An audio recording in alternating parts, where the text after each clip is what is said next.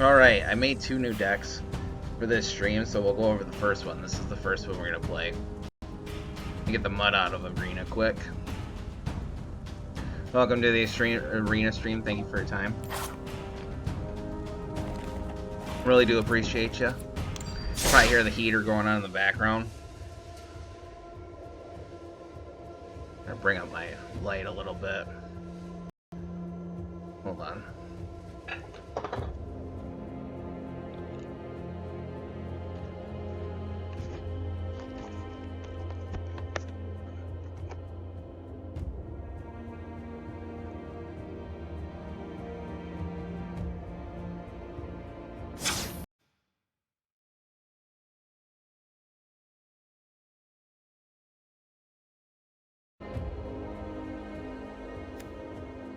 Alright.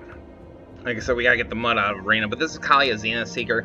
You've seen her before, Flying Vigilance. When she enters, look at the top 6 cards of your library. We reveal an angel, a demon, and or a dragon.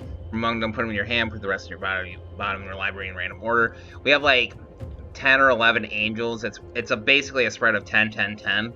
It's a little bit different from that. It's like 13 angels, I think like 10 or 11 dragons, and like 9 demons. But keep in mind that with this ability, you can grab one of each. So, here we go. Fragment Reality. You play this in every whitelist. Exile target non-artifact, creature, or enchantment. Its controller puts a random creature card with lesser mana value from their library on the battlefield tap. You play this card. It's a white card.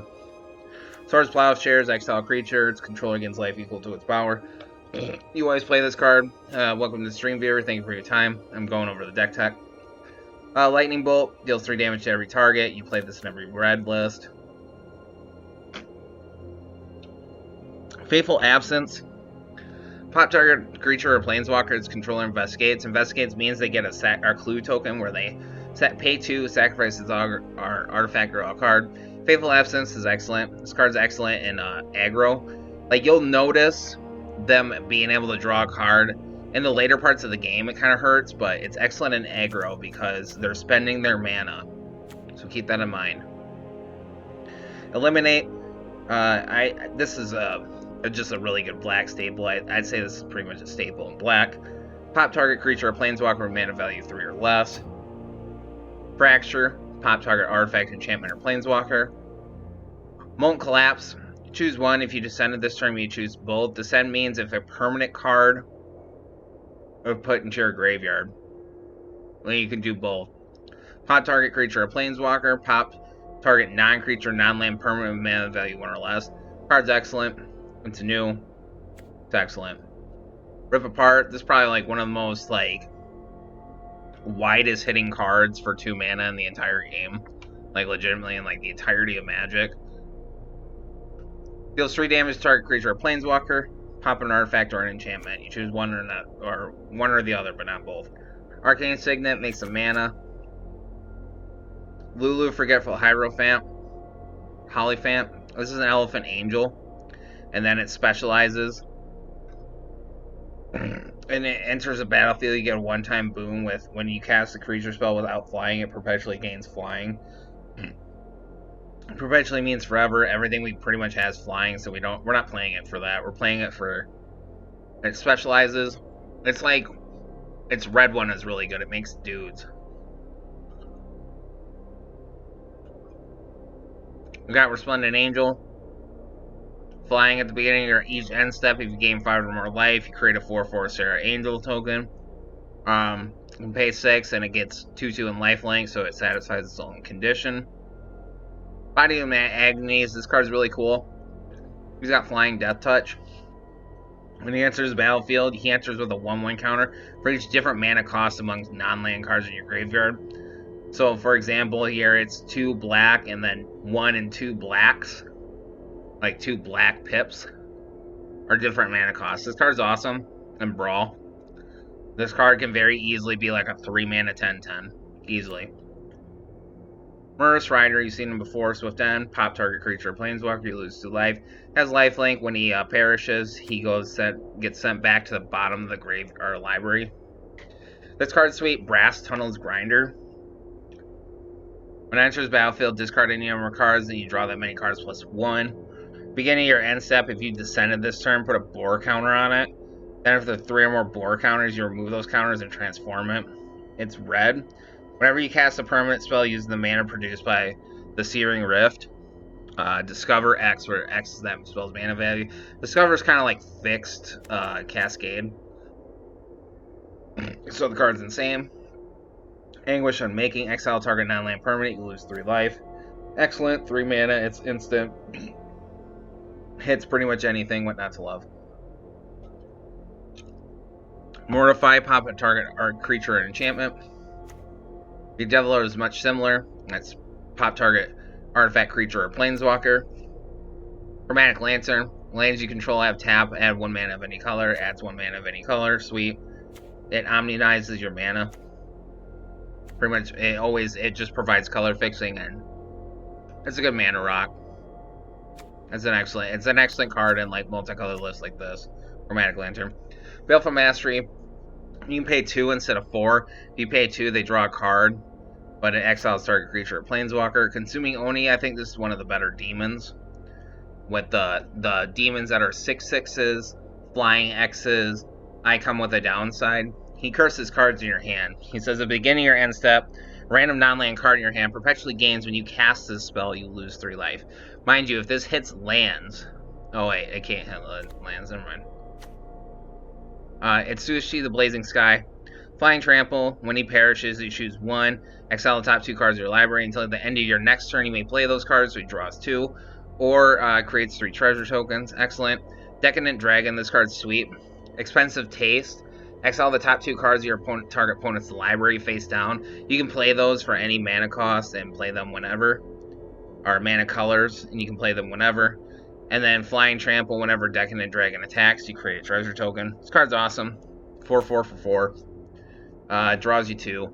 It's from your opponent's deck, but sometimes you can hit maybe like a big win condition in their deck and feel really good about it. I want to check the lighting. There we go. Okay, good. A Carter, Patron of Flames. He's here because he's a demon. He's got haste. He's like the only non-flyer in the list. Whenever he attacks, you put a flame counter on him. Then seek a card with mana value equal to the number of flame counters and exile that card face down. When he perishes, you put all those cards in your hand. Mystic's Mastery. If you overload this, it casts every instant and sorcery to your yard. That's why it's here. It's just if we overload this, we cast like 5 removal spells, probably delete half our opponent's board. They feel bad about it. Kind of works as a win or a board wipe in its own way. Opportunistic Dragon. When it enters battlefield, you can swipe an artifact or a human, and then it can't act, and it sits on your side of the board doing nothing. Emerson Predator. Flying. When it becomes tapped, exile target 1 card from a graveyard, put 1 counter on it. Then you can sacrifice another creature. It taps itself and becomes indestructible. Excellent.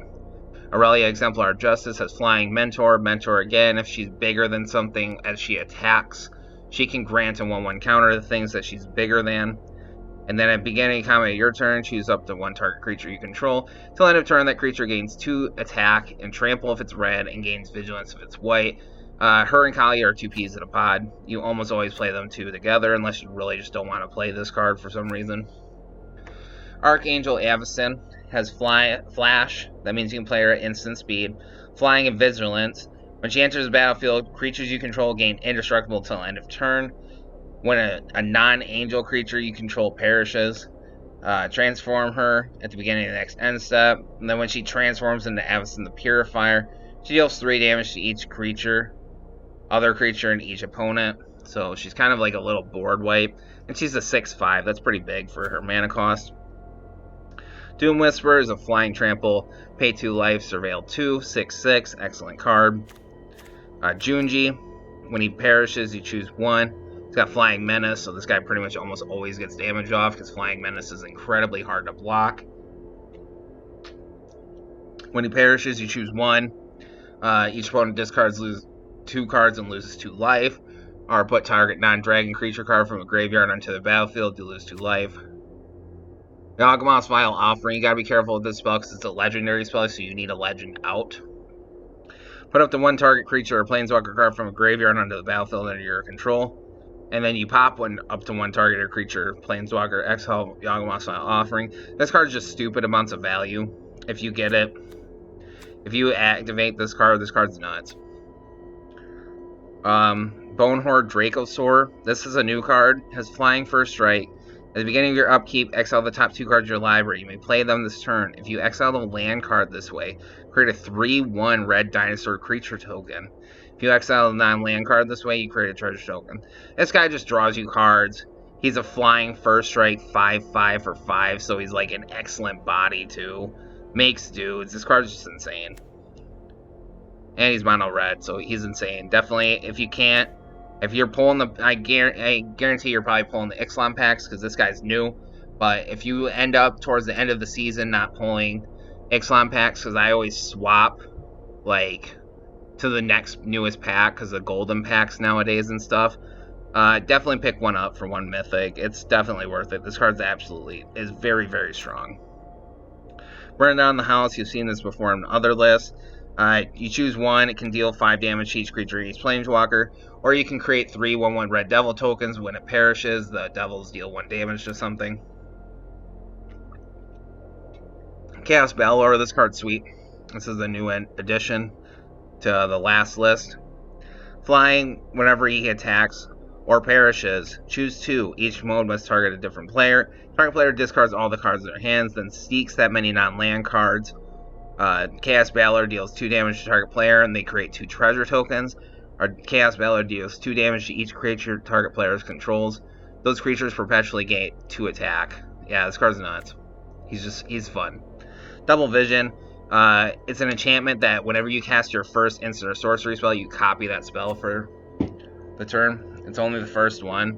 I play it because we have a lot of instant sorceries in here. Got a lot of 1/1 removal. We play Double Vision. A 1/1 removal becomes a 2/1. Excellent stuff. Goldspan Dragon, Flying Haste. Whenever he attacks or becomes the target of a spell, you create a treasure token. Then treasures you control have you sacrifice them, then they tap for 2 instead of 1. Excellent card. Our Devastation. This one's a new one. I had to craft this one. All creatures lose indestructible until end of turn. Our Devastation deals 5 damage to each creature and each non-Bolas Planeswalker. It's just a board wipe. We don't have Bolas in the deck because Bolas is always Grixis. Grixis means it's red, or it's red, black, and blue. Terror of the Peaks. It's 5/4 when your opponents target him. It costs an additional 3 life to target him. He has flying. And then whenever another creature enters the battlefield under your control, he deals damage equal to that creature's power to whatever target he feels like it that you pick. There and back again. This card's sweet. Up to 1 target creature can't block for as long as you control this card. You search your library for a mountain card, put it on the battlefield tapped, and shuffle. Then create Smog, a legendary 6/6 red dragon creature token with flying and haste.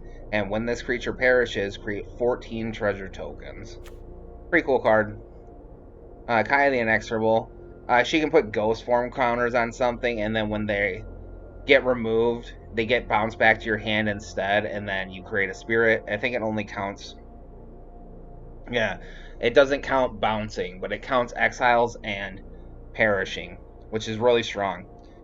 She can exile target non-land permanent, and then her -7 is you get an emblem where you get to cast legendary spells from either your deck or exile for free. I think, or no, it's your hand.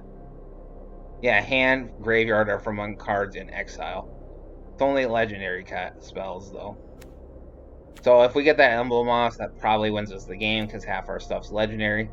Lisa, Forgotten Archangel, has flying lifelink. Whenever a non-token creature you control dies, or perishes, return that card to its owner's hand at the beginning of the next end step. Then if a creature an opponent controls would perish, it exiles instead. Devastating Mastery, you can pay 4 rather than pay its mana cost. If the 4 was paid, an opponent chooses up to 2 non-land permanents they control and returns them to their owner's hand. Then you pop the entire field.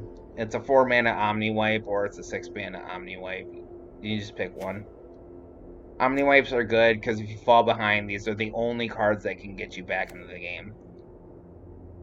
Farewell. Choose one or more. Exile all artifacts, exile all creatures, exile all enchantments, exile all graveyards. Cool. Hour of Revelation. Spells cost 3 last. There are 10 or more non-land permanents. Pop all permanents.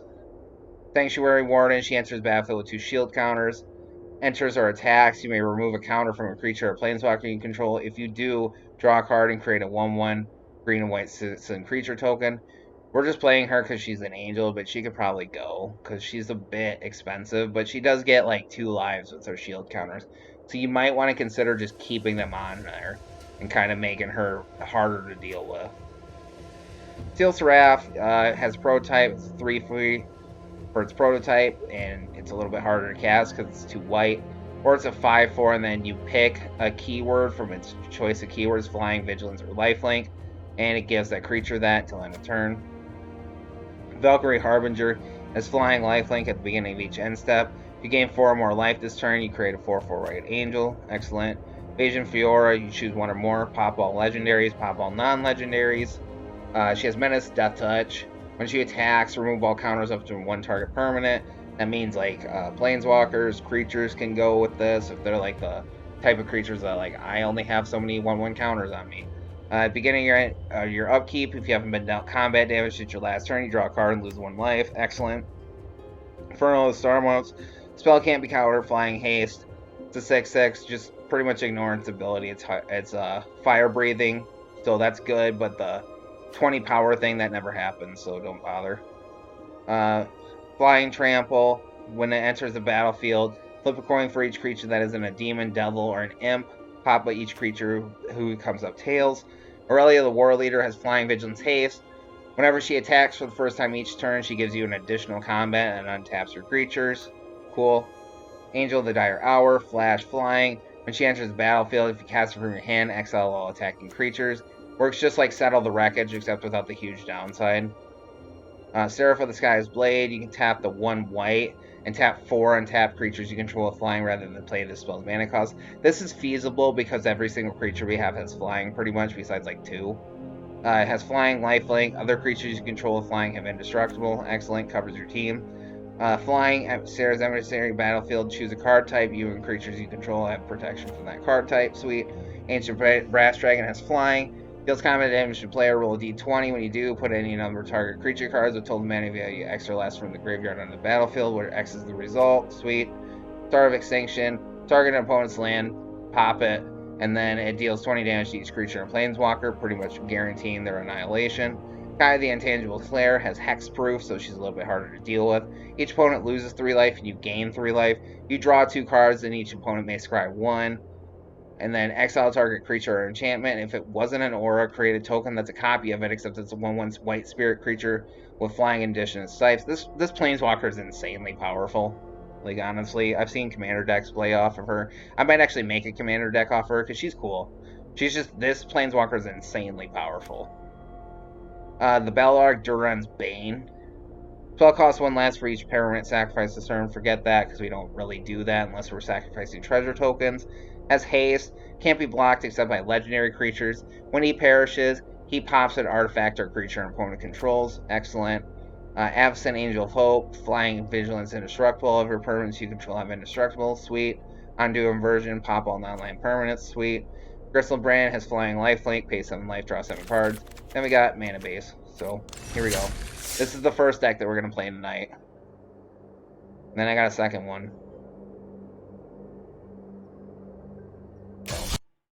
Appreciate your time, viewer.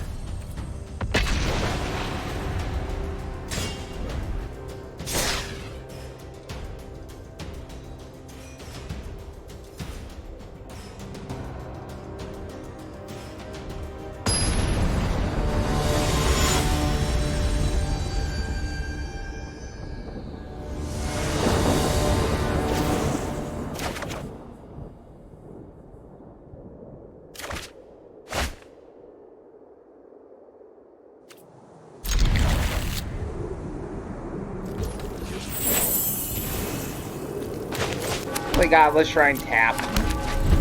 Black and a white. These are shock lands, so that means you can pay 2 life and they come with like untapped. So if you ever hear somebody talk about a shock land, these are it. So I have 2 of them in hand. This is the Radicos one, because it's red and black. This is the Oracova one, because it's white and black. I play Bormat Courier. I know somebody was asking about this yesterday. It has haste when it comes in and attacks. exile the top card of your library face down, and you can pay 1 red, discard your hand, and then swap your hand what you discarded with the cards underneath Bowman Courier. We'll probably save our Swords and Plowshares. Actually,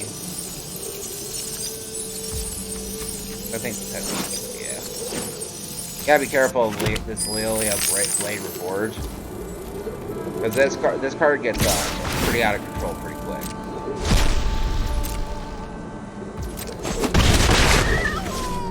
Because she cares about cards getting exiled, and then she gets bigger because of it. Yeah, I should maybe start trying to play this Bowman Courier. He's a really good red card, honestly, because he's red. He's red. See how he's like colorless up here? Because he has this red right here in his text box, you can only play him in red decks. Because in his text box, he's got a red sword. You know what I mean, Jelly Beam? Like, so you can only play him in red decks. This card's excellent. Honestly, he sticks around long enough. He can swap out your hand. Excellent card for aggro. This card was a powerhouse in its standard. Standard is like the last 2 years of Magic. So only so many sets. You can only play cards from so many sets. It kind of freshens up the game. Which is why it happens. It's a pretty cool red and 6 sleeve, I think. It's either an Eldrazi sleeve or it's red and 6. Land the turn. Attempt to at least. We can't do anything.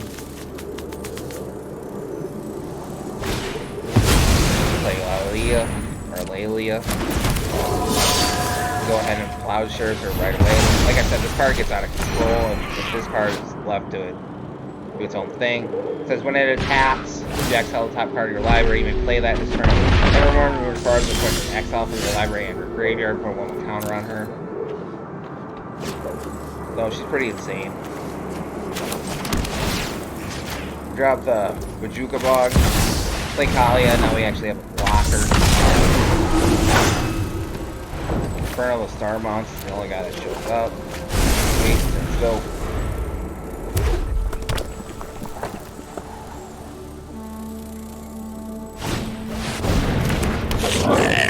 This guy's sweet. Breaches Eager Pillager. He's a really good pirate payoff, so I think he's one of the stronger cards from the set. By far. I'm gonna go ahead and play Lilia. Or Lucia. Excuse me. Aisa.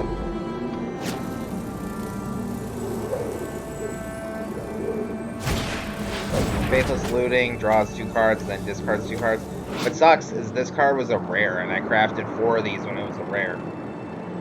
Now it's a common. Because this card's like mandatory for Reanimator list. If you play any sort of red or Reanimator list, you usually try and like jam red because of this card. Key to the City. I think this can make things unblockable. Yeah, discard a card, can't be blocked. Comes untapped, pay 2, you move 2.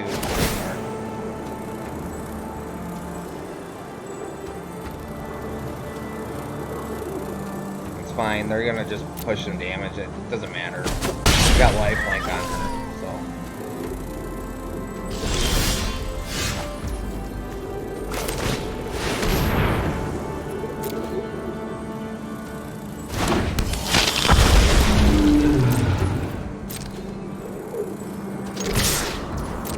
Go ahead and send them. Heal 7. It's got Vigilance, so it doesn't tap. Part of what I like about this Kalia Zenith Seeker too is for 3 mana she's a powerhouse. I mean, flying Vigilance 3/3. Like that's good, honestly, for 3 mana.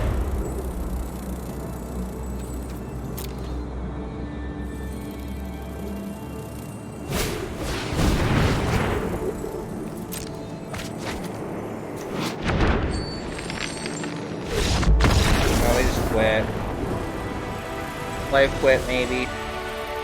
Maybe I just couldn't quite get there. I just chopped that up as a victory. We're up against mono red, but it was a pretty strong mono red commander because that Lilia card, that card's done. Honestly. honestly. Alright, on to the next one.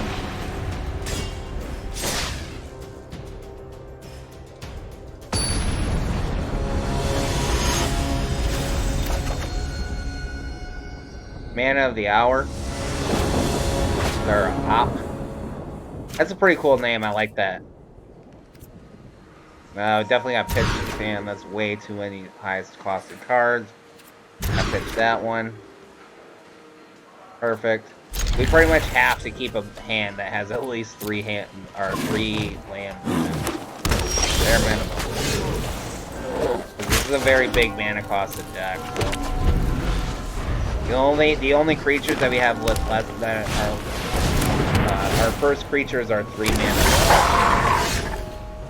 What I'm trying to say.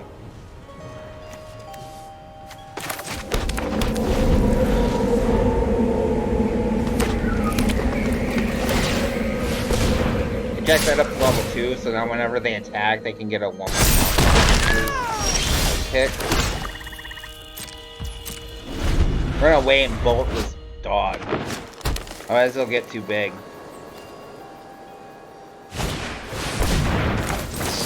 Yep.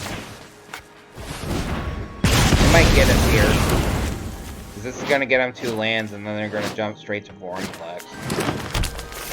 Unless we can keep getting lands right away, we may be all right. We have to pull another land though. We need to play Doom Whisperer.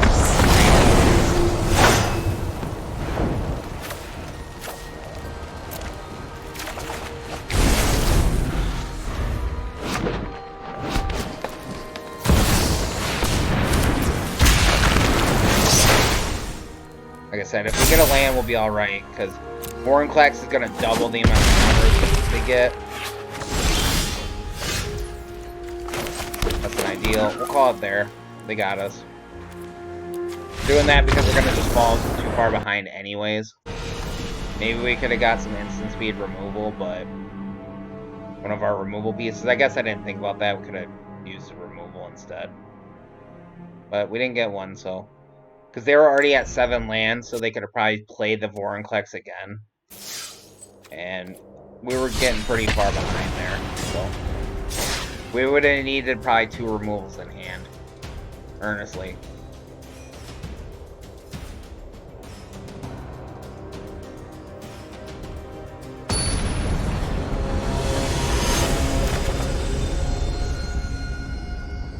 The light one. Goshentai of Life's Origin. This is a pretty cool deck. It's one of the few 5-color decks I can tolerate because at least it has a theme. But this is enchantments. It's based off of shrines. Shrines are a special type of enchantment that, like, the more shrines you have, the better they get. And they get exponentially powerful. Foreboding Woodruns comes down and it's a Snarl. But the Snarland's read is, when it enters battlefield, you may reveal a swamp or a mountain, so it's a base color type. And then if you do, it doesn't come into play untapped. But if you don't, it comes into play tapped. I'm gonna play this and call it white. There you go. Because again, I'm playing the Thrivings. I play the Thrivings like every 3-color list. Again, they're common, so if you're a budget player, definitely pick these up. They're probably like 100% the best budget land. Commander, even in like Historic too, any place you can play the Thrivings are just good. So we have 3 demons here.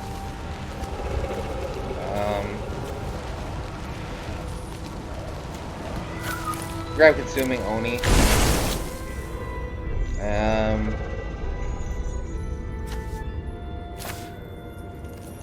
Yeah, we'll get rid of Brass. Consuming Brass, Ancient Brass Dragon, excuse me, viewers. Apologize, I'm really tired, so. We grab Consuming Oni here, and you'll see why. Because it's big. Like, really big. If you get this guy down early enough, he will win you the game. Because he can start swinging in. Like, this dude promotes boatloads of damage.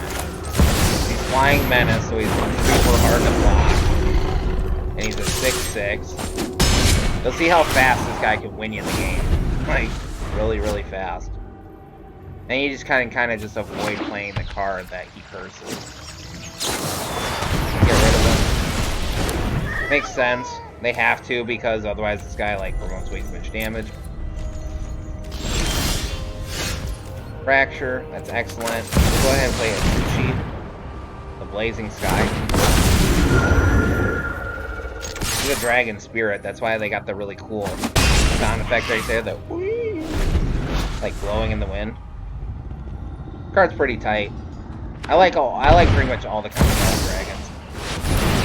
Wish we had the OG Kamigawa dragons in this game. I played the heck out of them.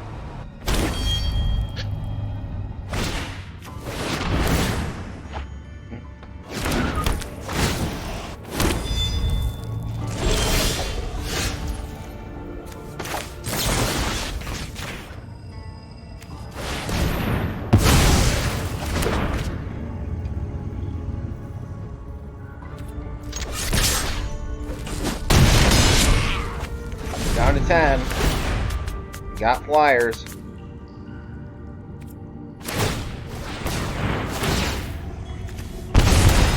Yeah, we're gonna copy that.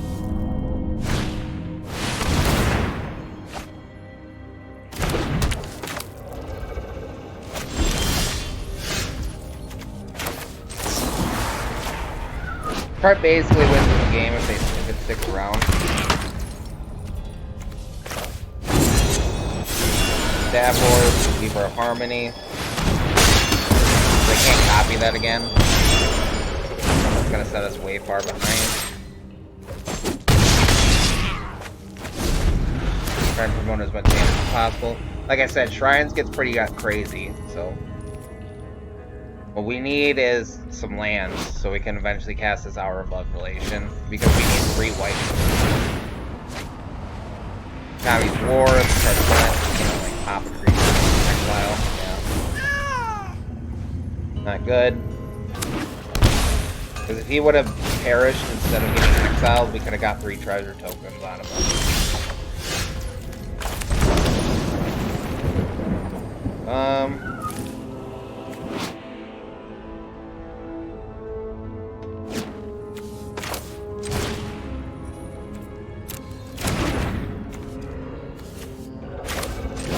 Actually, play this. You got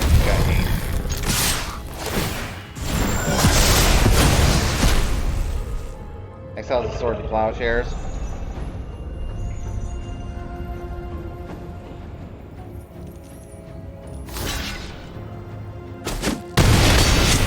Go down 1 shrine. These guys count as shrines. See the other shrines?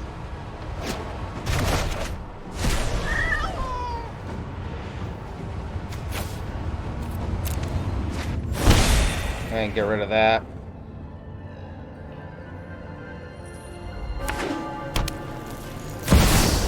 This card's a little bit hard to cast because it's 5 colors, but it's just a boatload of value. Kaji main manifest. But maybe we can bait them into blocking and then burn down the house. Possibility.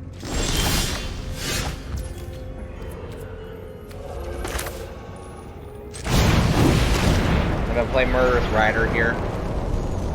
Maybe he can block and get us a little bit more life, or swing and get us a little bit more life.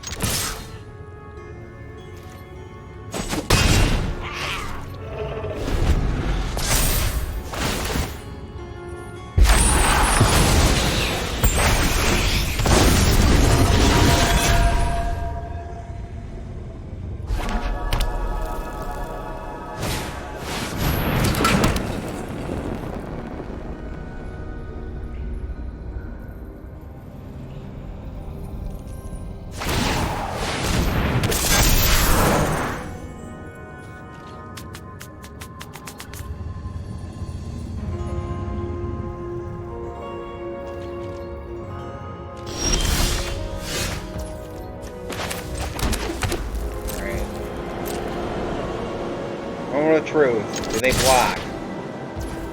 Fingers crossed. They do. It's what we want to see. It's what we want to see.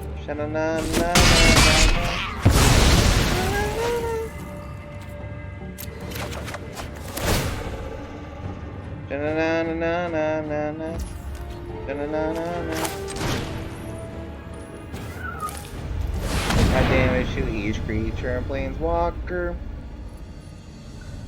You got it? Of course you do. Every time they have it every time. Okay. The next one. They got us with the heroic intervention. Fine. I usually don't expect to win against that deck, Shrines. It's one of the few 5-color decks that I respect because it actually has a theme to it, but it's pretty strong. It just needs to kind of exist long enough and it wins. That's basically the way that deck works.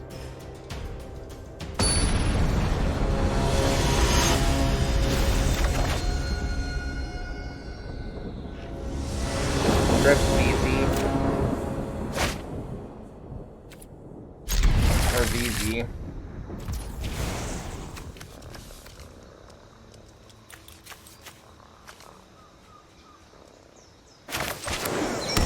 Pop this red source down.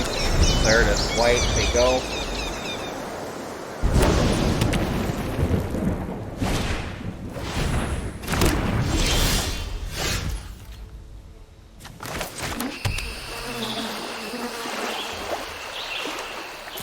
We'll call this a red. They go.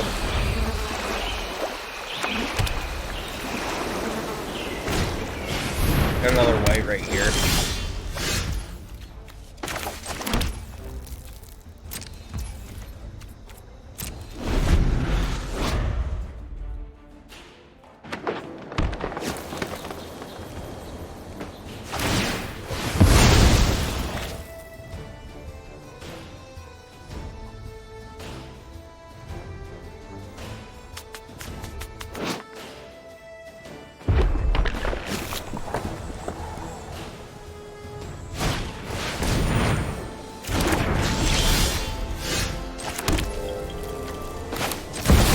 I think I'll have first.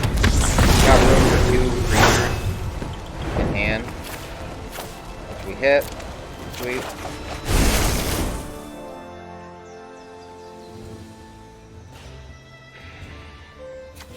How about Avacyn? She's 8 mana. We're not gonna play her anytime soon.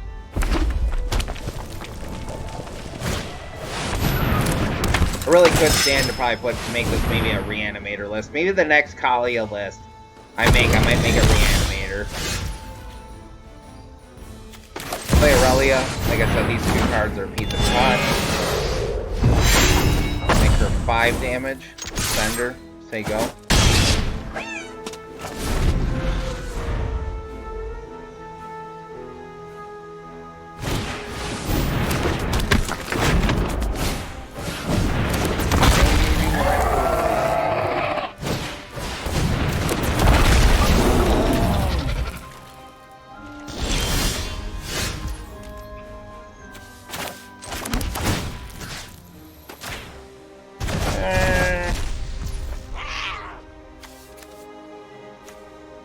See, 1, 2, 3, 4, 5, 6, 7, 8. Regardless, they can play him.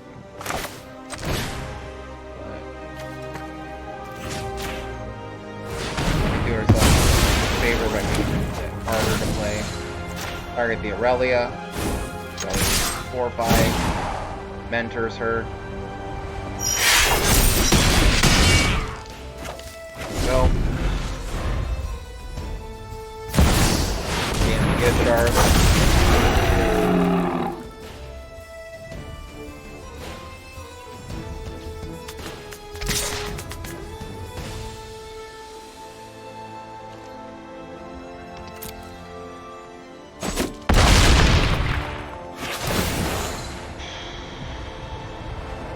I knew that was going to happen. Verdant Sun's Avatar. They're going to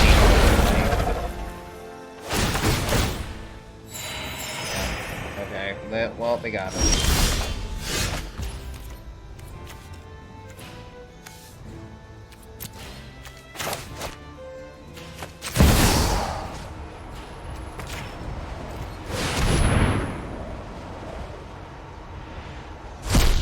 I knew that was going to happen too.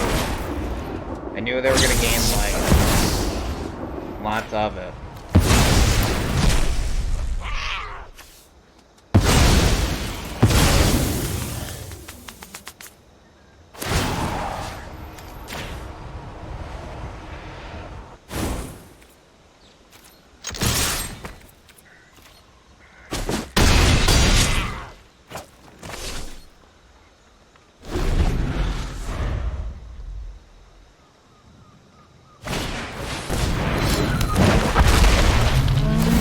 I'm just gonna call it here, go on to the next one. Doesn't matter. Maybe we could have got a land, but they're just gonna get way too far ahead of us. And I'm not gonna chance it on not getting a land. Because then also, too, that other dinosaur prevents all damage dinosaurs takes down to 1. So, we're probably not gonna win that one. And I quit games that I don't foresee myself winning. I'm not gonna sit there and play them out. There's still a chance left, it would have been fine, but that's the thing about like Gasharth is like legitimately if like he hits one time and you get a good hit off of him, you win the game off of him on the spot. Now we could have blocked there, we probably should have. I had a feeling that we should have, but we didn't. So. I was like hoping that they would whip. Kind of wanted to try and win the game.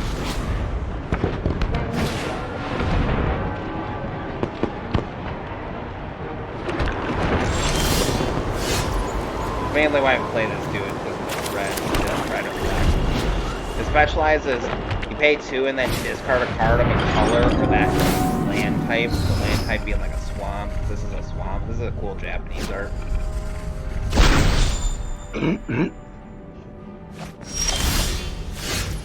But, we mainly play Lulu for her red effect. She gets some good, like, this is actually a really good angel. Earnestly, because her white effect is, like, you gain twice as much life as each flyer that you have.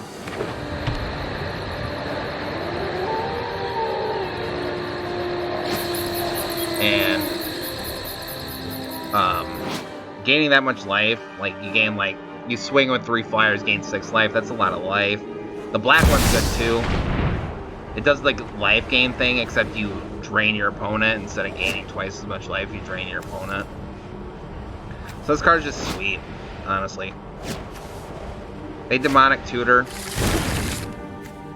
That means they can just grab a card from their deck. Because of Key to Archive.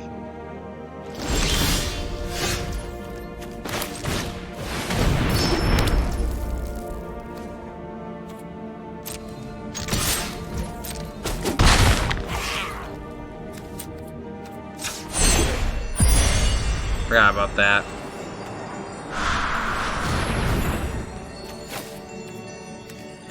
Actually, you know what? No, we're gonna hold back.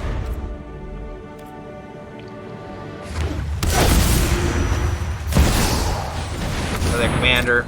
I made a deck off of this guy, so you should go check out my video. All the Skyclaves, yeah. That's why I didn't want to do. That's why I held back. This is the exact reason why I didn't do that.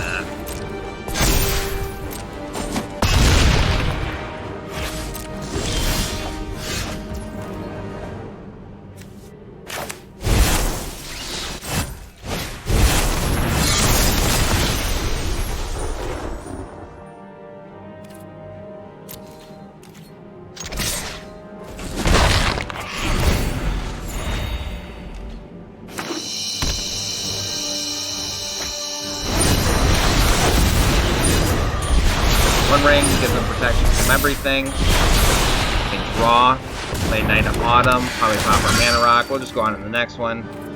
Okay, never mind. They popped our Mana Rock, we will go on to the next one. Again, like I said, I don't play against stick out games that can't win. So we'll just quit, move on to the next one. No shame, not that big of a deal. We got 2 lands, we could have probably played Radicos the Showstopper, and maybe he would have rescued us. Again, it's still a big mana list. I need to take out some of those cards and probably put in like 3 lands. Honestly, because I definitely need to run some more lands. 100%. Queen Base Paladin, this card's sweet. Enters the battlefield or attacks, return up 1 target vampire card from your graveyard to the battlefield. With a finality counter on it, you lose life equal to its mana value.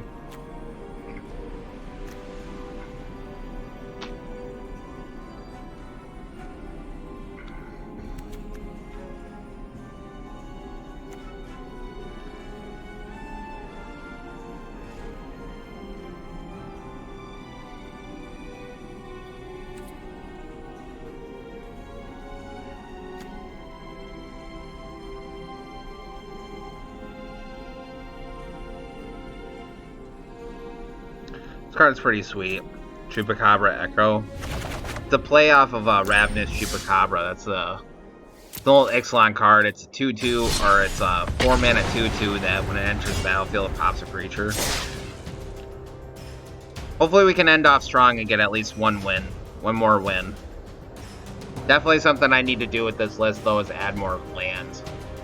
Which I'll do the next time that I play it, because I probably won't play it again on stream, but... that's one change to this list. I'd add more lands. It's got 40 lands, but I'd probably try and jump it up to 43.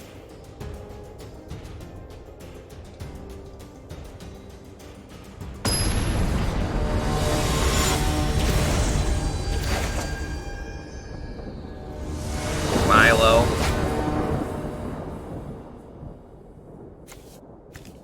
One goes first. We got 4 lands in this opening hand, which is good. We're definitely slamming that. Again, this list, we just need to find lands. That's all we need to do. If we find enough lands, we'll probably be alright. Because again, we're not really playing off of too many synergies. We're just kind of jamming like removal, board wipes, and good stuff. Cards that idealistically can hopefully win the game by themselves. With no help. That's what the dream is with these cards. Then play Chromatic Lantern. Try and get ahead of them a little bit. Hand out Alela. This card's a problem. If this card exists long enough, it just kind of wins the game. Makes things big. End up provoking a lot of damage. And they're going to draw both those cards here. Hopefully we get Hour of Devastation. Or the one that doesn't affect us. Whatever that one is. Play it Sushi here.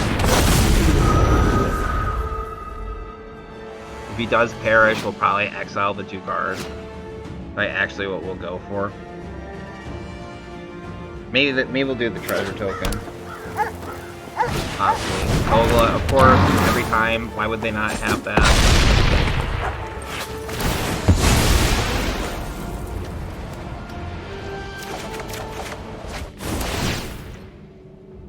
Yeah.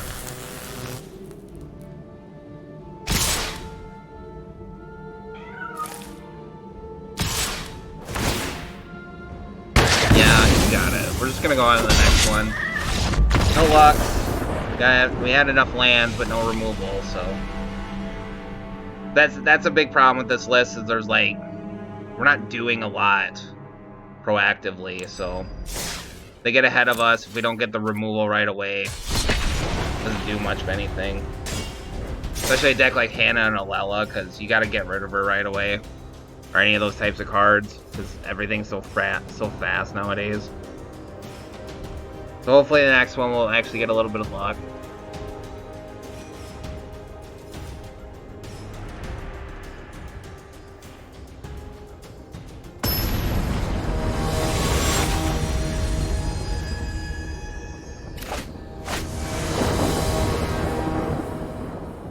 Bullet Mantra. You go first this time, that's huge. Might be a little bit more idealistic starting hand because we got a board wipe. They've already had a mulligan twice.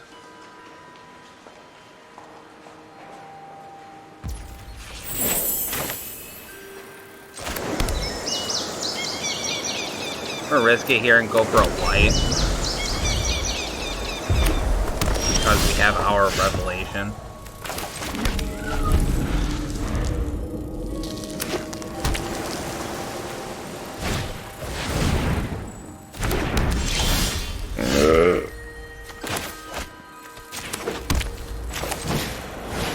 I had a feeling that was bad, but it's fine.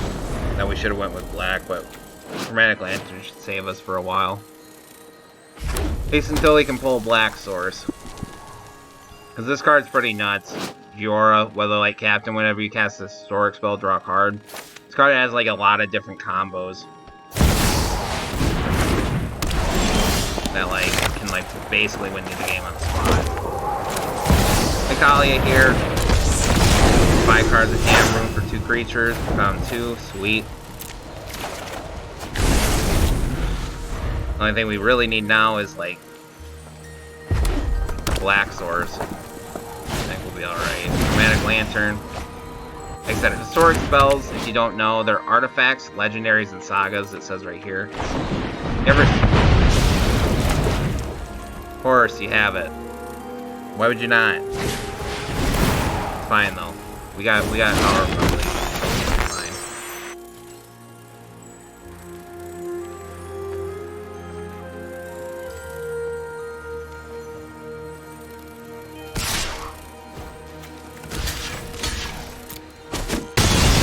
Get rid of her because we don't really care.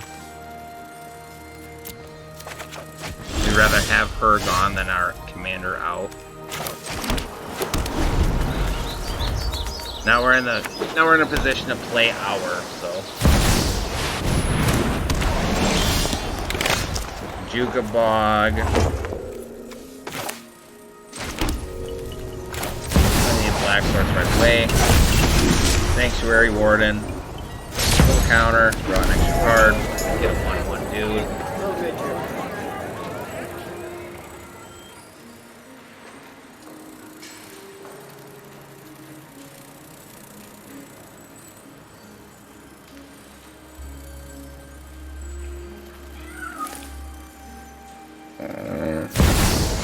Platinum Angel, sure.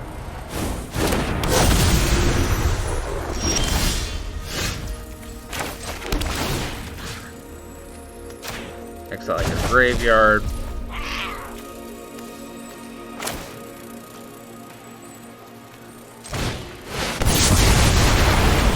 Doesn't perish because she's got the shield counter. Let's do that. Send them back to the Stone Age 2 with other 2 mana rocks. Well, so they can't even recast their commander.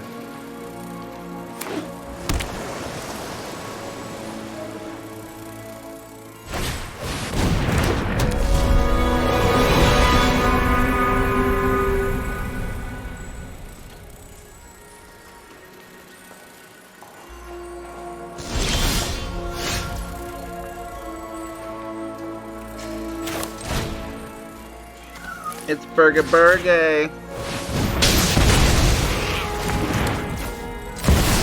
The Terror of the Peaks.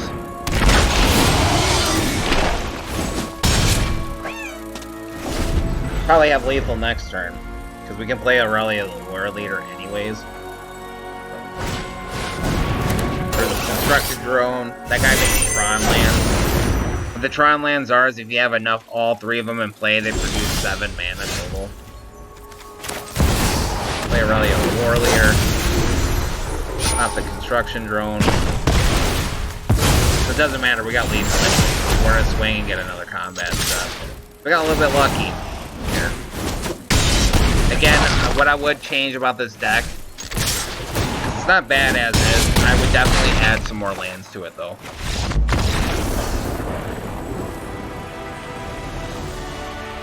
Maybe cut some of the super high-end win condition creatures out.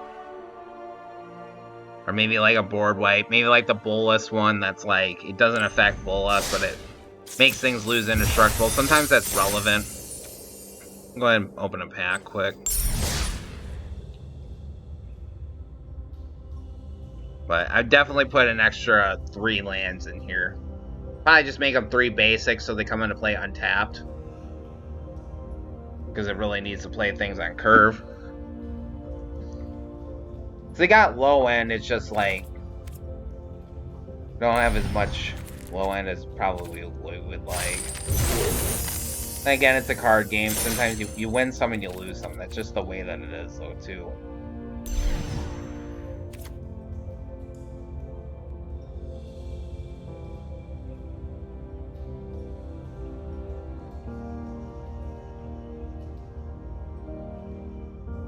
It's kind of sweet, actually.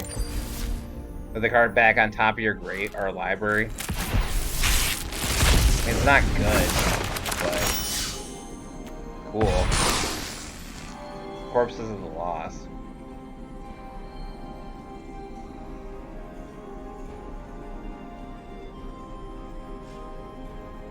That's actually really cool.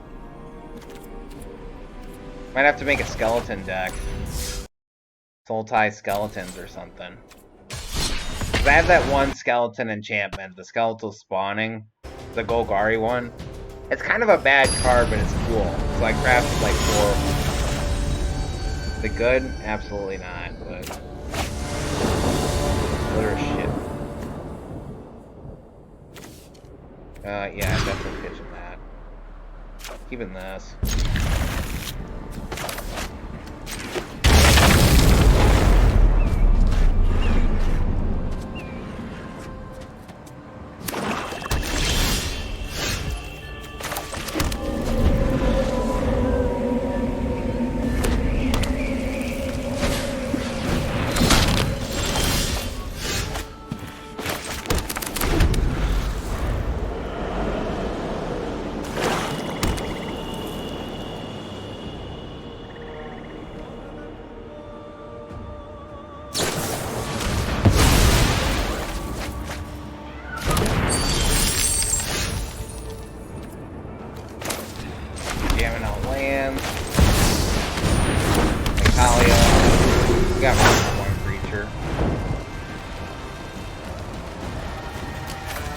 Grab the one, leave Avison alone, leave her anyways. So, I don't want to discard any land. Like I said, this deck, big land, so we need to hit land drops every turn. By one change I'm going to make to this deck, I'm going to really kind of plan it out, think about it, have a think, and then figure out what decks I want, or what creatures I want to pitch. Double Vision. They probably can't deal with enchantments too easily because they're Radicos. They have to go out of their way.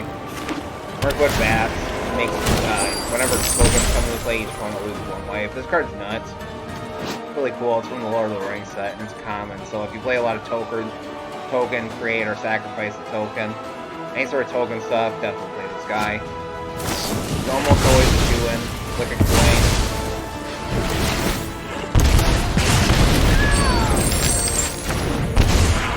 See right there is impressive power.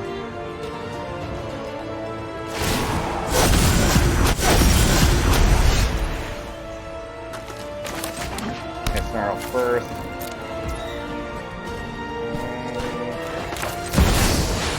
Play Terror of the Peaks.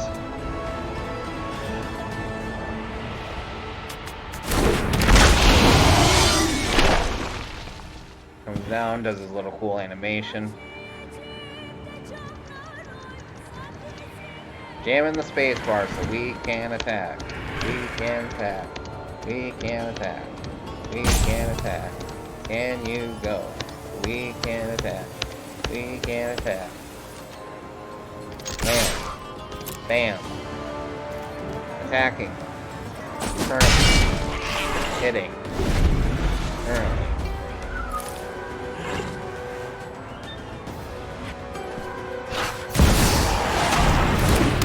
Dragon Force.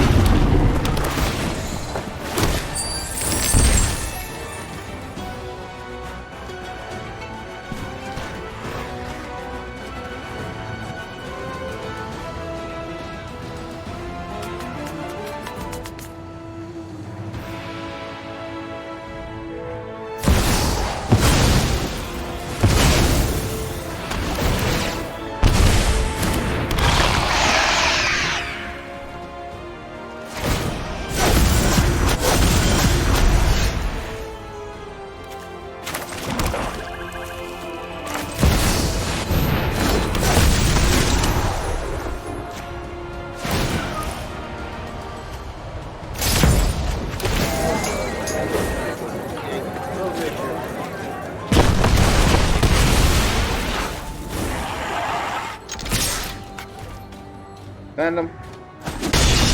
Get rid of that Boneyard Dracosaur card. Kind of a problematic card. It draws some extra cards per turning. Prosper, one ring. Surprisingly, I don't have one ring in this list. I should probably put it in.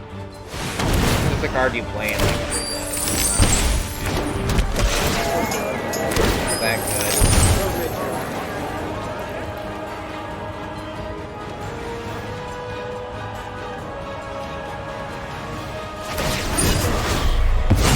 What's the burning counter on? Work with that doesn't work, dude. Dude. Second line. Super unfun mode. These are on time. Yeah, Spellor from down.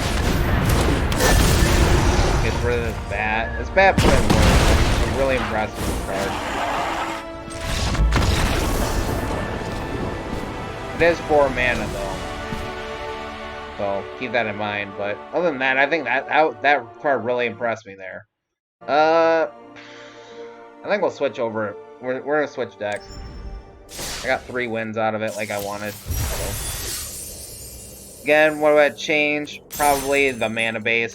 I would definitely add 3 more lands. Maybe get a little bit more aggressive on the way the curves out, because I got a lot of top end. But it's like I said, I wanted to play more creatures. The thing with Angels, Demons, and Dragons is they don't have a super great low end.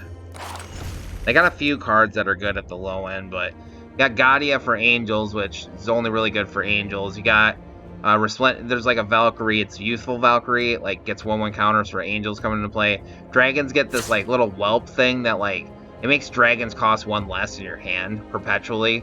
Card's absolutely insane. It's actually like one of the best Lord effects, like probably ever.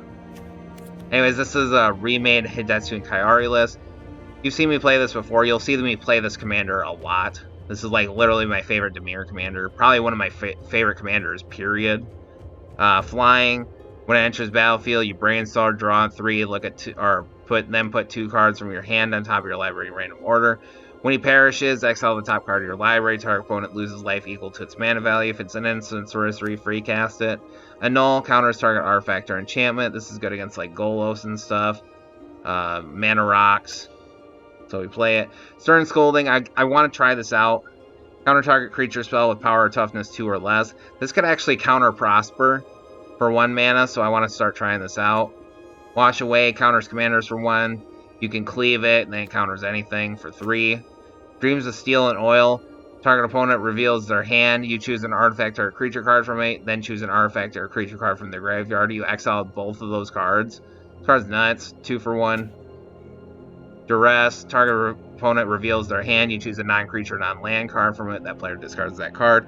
This card hits pretty much anything besides creatures, so for 1 mana, yeah, excellent. Sign me up. And it's a common. There's how many arts for Duress? I just picked this one because there's the elf art too, where it's like elf is like almost getting stabbed. That one's pretty cool. This is probably like one of the cooler ones too. Like I got chained up like that. It's pretty tight. Pilfering Imp, you saw him before. Flying. Pay 2, sacrifice him. Target opponent reveals their hand, choose an online card from it. That player discards, activate only as a sorcery. Thoughtseize, again, cherry pick discard, reveal their hand, choose an on-land, they discard, you lose 2 life. Witch's Oven, sacrifice a creature, create a food token. That sacrifice creature's power was, our toughness was 4 or greater, you create 2 foods instead. This is here to sacrifice our commander at instant speed because we run a lot of board wipes. Counterspell, pay 2 blue mana, counter target spell, sweet. Just big old hand saying no. Jacob Hawken, Inspector, you draw a card. An exile card from your hand face down. You may look at it for as long as it remains exiled. Then you can pay 6 when you do that. Like, you have to do the whole draw an exile thing first. Then you can pay 6, and then if you do, you transform him into Hawken's Insight. Beginning of your upkeep, exile the top card of your library face down. You may look at it for as long as you remain exiled. And then, he can play one of the cards exiled with him for free per turn. So he's like a weird kind of draw, but he can like free cast stuff too, so. We're playing him as a draw engine. Scatter Ray, this card's sweet. Counter target artifact or creature spell unless its controller pays an extra 4 generic mana. Generic meaning any color. Any type of mana, even colorless. That's what I'm talking about when I say generic. Tail's End, counter target activated or triggered ability or legendary spell. This counters like Planeswalker's ultimates of Planewalker alts. You can counter it. Undersimplified, I wanted to try this card for a while. Choose target spell. If it's a creature, it perpetually gets -2 attack. Counter that spell unless its controller pays 2. So it can counter anything. It's just if it counters creatures or you attempt to counter creatures, it'll make them weaker. So a creature not having any attack is a lot less threatening.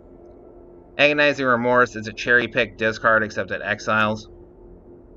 Eliminate, destroy target, or pop target creature or planeswalker with mana value 3 or less. You saw this in the last list. This card's good against like Sethis, Kinnan. There's a lot of stuff that, a lot of important commanders that this hits, so that's why I play this. Heartless Act, choose one. Pop target creature with no counters on it, or remove up to 3 counters from target creature. Pilfer, again, it's a cherry pick discard. Thought Erasers, cherry pick discard, surveil 1. Altered Dementia, sacrifice a creature. That creature, target player mills cards equal to that sacrifice creature's power. Again, free sacrifice outlet for Hidetsu Kairi. Dissipate, counter target spell. If the counter or the spell is countered that way, you exile it instead. Saw it coming, counter target spell. You can foretell it, so you can pay 2, and then you can pay, or you can play it for 1 and 1 blue, so making it really easy to cast.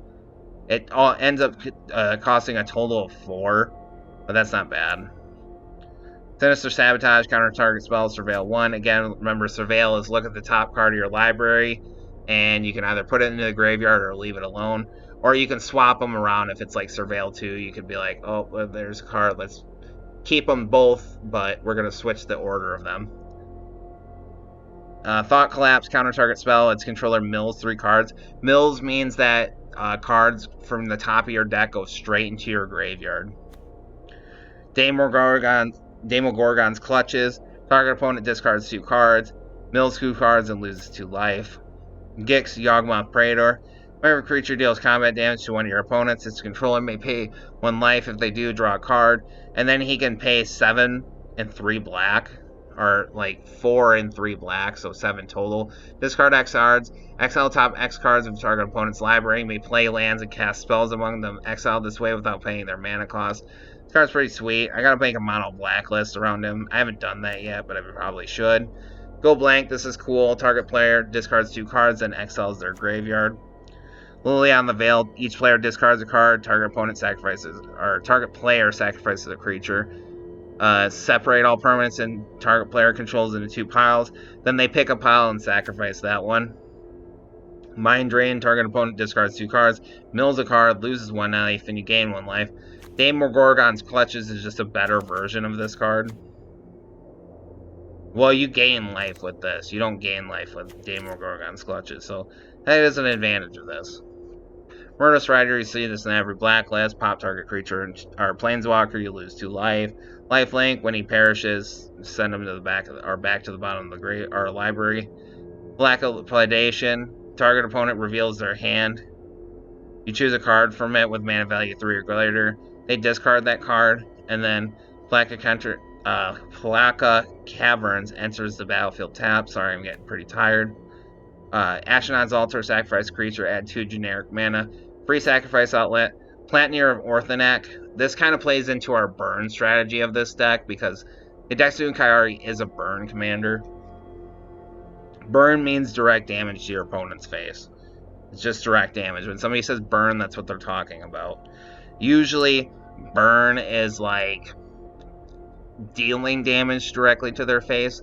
If you drain life, people still call it burn, but they work 2 different ways, because you can't stop draining life. Like, if you like lose life, most things can't stop you from losing life. Eventually we'll see a card that does stop that from happening, but it might come. It'll probably come here pretty soon with power creep and stuff. Anyways, Plantneer of Orthonac. At the beginning of your end step, put an influence counter on Platinum or Authentic and scry 2. Then target opponent may have you draw a card. If that player doesn't, you mill X cards, where X is the number of Plantier counters or influence counters on the Plantier. And if that player loses life equal to the total mana value of those cards, you should play this in probably every deck that has a very high mana value. Like my Kalia list should probably play this, because the burn on this card is real. If you pitch like a 5-drop and a 7-drop, that's 12 damage. That's huge. That's a lot of damage. So, Kindred Denial. Counter target spell. Seek a card with the same mana value as that spell. This card's sweet. I mean, it counters a spell and it draws you a card. Doesn't get much better than that. Gwenwith's Awakening. Ascend. At the beginning of each upkeep, beginning of your upkeep, each player draws a card. Then if you have the City's Blessing, only you draw a card instead. So that's pretty sweet. Rewind, counter target spell, untap up to 4 lands. It's a free counter spell. That's why you play it. Baleful Mastery. You can pay 2, and then if you pay the 2, they draw a card, but it exiles target creature or planeswalker. Extinction Event. Choose odd or even. Exile each creature with the mana values. Hagra Mauling. Spell costs 1 less if your opponent controls no basic lands. Pop a creature, and then it's a tapped it's a tapped black source. Phyrexian Scriptures. Put 1/1 counter on target creature. That creature becomes an artifact in addition to its other types. Destroy all non-artifact creatures. Exile all exile all cards from opponents' graveyards. I can even talk. Ritual Soot. Pop all creatures mana value 3 or less. The end, this card is really sweet. I got this as a 4 of. This is more of a constructed card. It costs 2 less if your life total is 5 or less. Exile target creature or planeswalker. Search its controller's graveyard, hand, and library for any number of cards with that same name as that permanent and exiles them. That player shuffles, then draws a card for each card exiled from their hand this way. This card's really good against decks that like to run like 3 or 4 of a certain card. You hit that one card, and you get rid of it for the rest of the game, because it goes straight into exile. This, it still gives us information. That's why we're playing it. Otherwise, and it still kind of doubles up, too, because it can cost only 2 mana when your life total is 5 or less. That can be important. Tasha, Unholy Archmage. Till the end of your next turn, whenever a creature attacks you or Tasha herself, they put a 1/1/- on that creature, so that can be each of them. -2, target opponent puts a creature card of their choice from their graveyard into the battlefield under your control. That creature gains Ward 2. And then, target opponent reveals cards from the top of their library until they reveal 3 creature cards. Put those cards on the battlefield under your control. That player puts the rest into their graveyard. Aramith, Desert Doom, flying. He has Ward 4 as long as he's untapped. When Aramith deals combat damage to a player, draw a card. Then if you have fewer than 3 cards in hand, draw cards equal to the difference. Voracious Great Shark Flash. Voracious Great Shark enters the battlefield. Counter target artifact or creature spell. Crux of Fate. Choose 1, destroy all dragons, or pop all non-dragons. I don't really like to use the D word. Choose one or the other, not both. Junji the Midnight Sky, Flying Menace, again, super hard to block. We saw this in the last list. When he perishes, you choose 1. Each opponent discards 2 cards and loses 2 life, or put target non-dragon creature from a graveyard under the battlefield under your control. You lose 2 life. Cool. Scytherix, the Blight Dragon. This card's sweet. This is the alternate art. This card's sweet. Has flying and infect. Infect means he deals damage to players in the forms of poison counters and creatures in the form of 1/1/- counter. So his damage effectively never wears off. Scytherix, the Blight Dragon, gains haste until end of turn, and then regenerates Scytherix. So if you pay 1 black, he gets haste. If you pay 2 black, he regenerates. Regenerates basically means that he gets another life. So when you regenerate, if the creature that would be destroyed or perish, we'll start using the word perish for that. If it were to perish, it instead comes back to the battlefield tapped. Flood of Tears, return all non-land permanents to their owner's hand. If you return 4 or more non-token permanents you control this way, you may put a permanent card from your hand into the battlefield. You typically combo this with Omniscience and then just like play a bunch of spells for free. I don't think we have Omniscience in this list. Yeah, we don't. I'm pretty sure we don't. Yeah, we don't. Kaori, the Swirling Sky. This is another one of the Kamigawa Dragons. I love this card. Has flying, ward 3. When she perishes, you choose 1. Return any number target non-land permanents. Total mana value 6 or less to their owner's hands. Mind you can target tokens and bounce every single token because they all cost 0. As long as they're 0 costed tokens. Mill 6 cards, then return up to 2 instants of sorceries from your graveyard to your hand.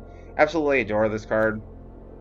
I did make a mono blue list off of this card once. It's a little bit lackluster, but I might try it again. If I do, I'll update it and then I'll put it up. River's Rebuke, return all non-land permanents to target player controls to their owner's hands. Storm of Saruman, ward 3. Whenever you cast your second spell each turn, copy it, except the copy isn't legendary. You may choose new targets for the copy. Fun fact about this card, if you played during the Lord of the Rings, you could get 2 or 3 of these cards for free. This card for free, because you would just pick the one deck, and it was like, they let you keep the cards. So you just pick the Storm of Saruman deck. That's how I got most of my copies. But this card's sweet. I'm going to probably play some constructed lists off this card.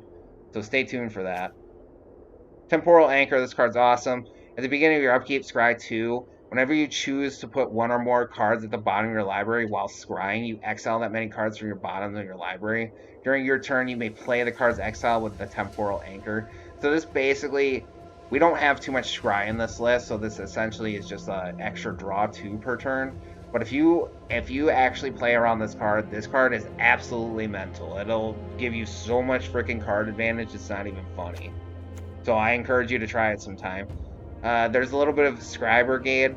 I'll kind of do a little bit. I'm going to do a little bit of some auxiliary videos once I start to figure out OBS more and kind of get it on here, because I'm going to start switching over to probably using OBS on here and Twitch Studio. So stay tuned for that. Blood in the Snow. Pop all creatures or pop all planeswalkers. Then you return a creature or planeswalker with mana value X, where X is the amount of snow mana you put into it. Snow mana comes from snow-covered permanents. You see it says basic snow land. It has to say that it's snow or it produces snow mana. That's what snow mana means. Snow is just like a little archetype thing.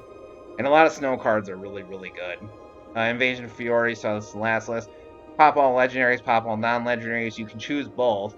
And then turns into Marchesa, Resolute Monarch, Menace, Death Touch. Whenever she attacks, remove all counters from up to 1 target permanent. That instantly KOs planeswalkers. At the beginning of your end's upkeep, if you haven't been dealt combat damages since your last turn, draw a card, lose 1 life. Sweet. Excellent. Liliana Dreadhorde General. Whenever a creature you control perishes, draw a card. Create a 2/2 black zombie creature token. Each player sacrifices 2 creatures. Each opponent chooses a permanent they control, and each permanent type, and sacrifices the rest. Basically, it all probably wins you the game, because they're left with like 1 creature, 1 land, maybe 1 artifact or something.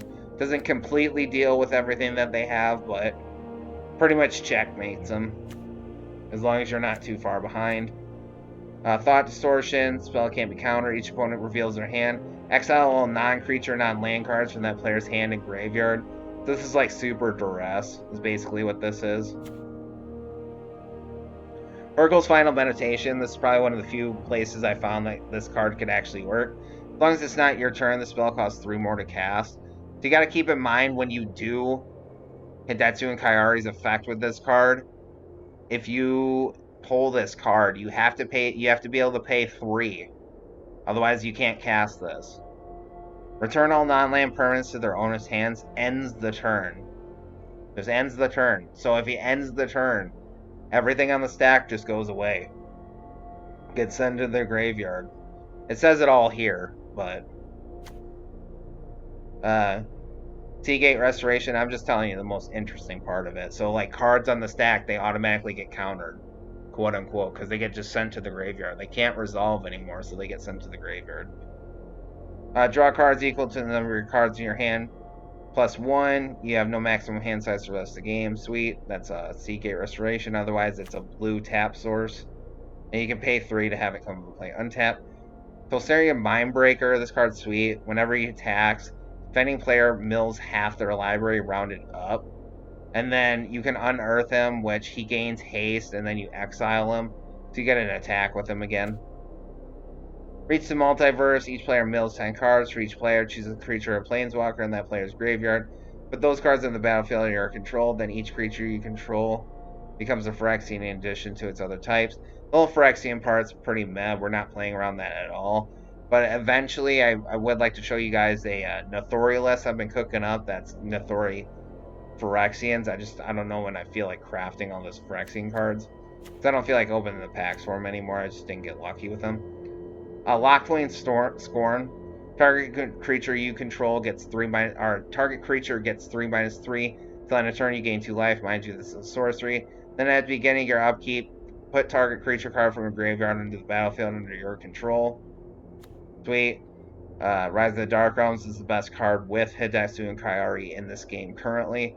Put all creature cards from all graveyards in the battlefield under your control. Cool. And then mana base.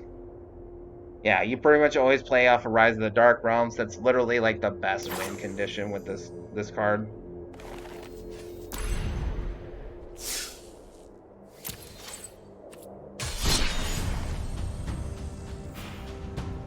Because not only do you slug them for 9, you reanimate both graveyards. So pretty much puts you in the position to pretty much win the game.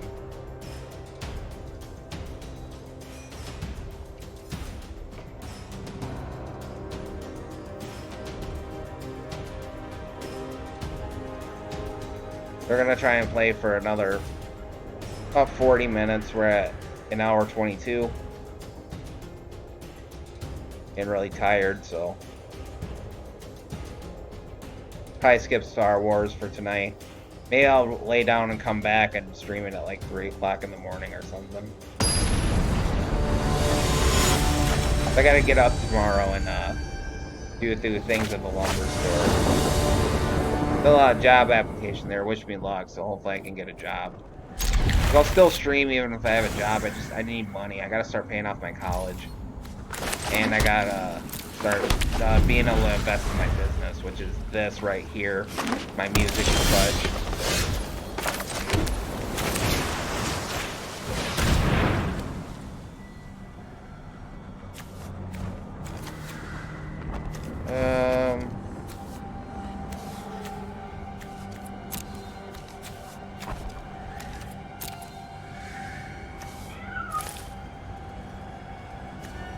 I'm gonna get rid of Speaker of the Heavens here.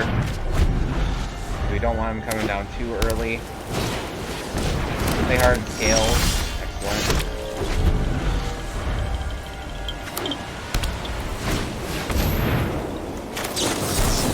Stern Scolding.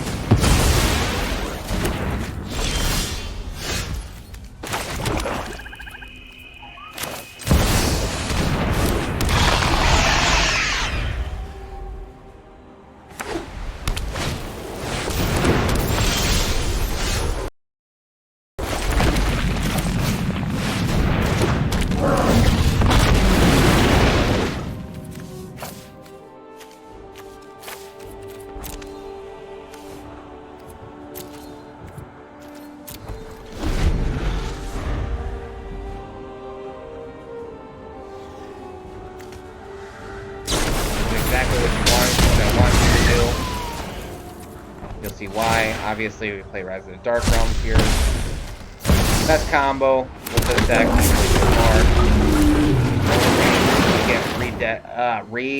Get Hidetsu and Kayari's effect, if I could actually talk. Obviously, keep the instant sorceries on top. That's a pretty big deal, but that happens. Again, you always play Rise of the Dark Realms. These two cards are 2 peas in a pod. They always go in the same deck as each other. It's just the way that it is.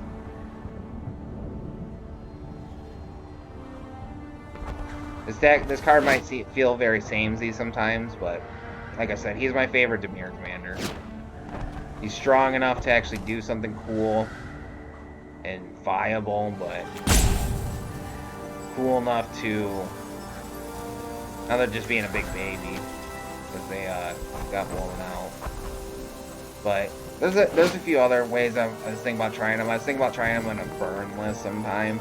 Kind of like still playing Rise of the Dark Realms and other big dumb spells like that. That like burn on our opponent. Because you do get a little bit of black burn spells like Sovereign's Bite. I was thinking about playing the Drain enchantments too, like Curse of Leeches and stuff. So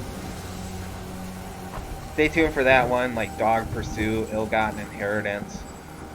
I think I tried that the one time. I didn't broadcast the deck, but I'll broadcast it. I'll kind of fine tune it to try and get it to work. Duncan's being a big baby. It didn't work out for him.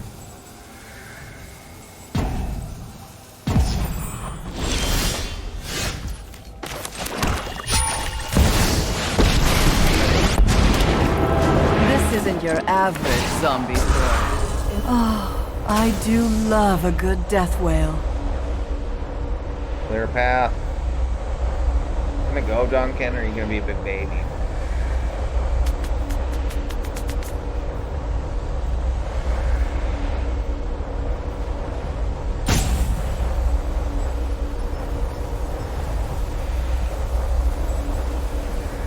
Keep roping us, that's what it means when they're just stalling out.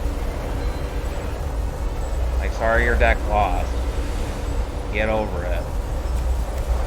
Because I play this commander because I think Dimir, as far as a 2-color combination in Commander, is one of the weaker ones, honestly. Like, Dimir is the type of color combination, yeah, when they're ahead, they stay ahead.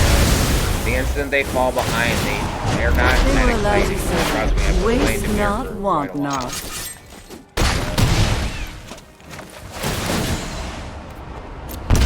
Draw 1. Draw 2, sure. Pitch Cave or Hive, because they're just going to come and play tap. Obviously, they're roping us, so.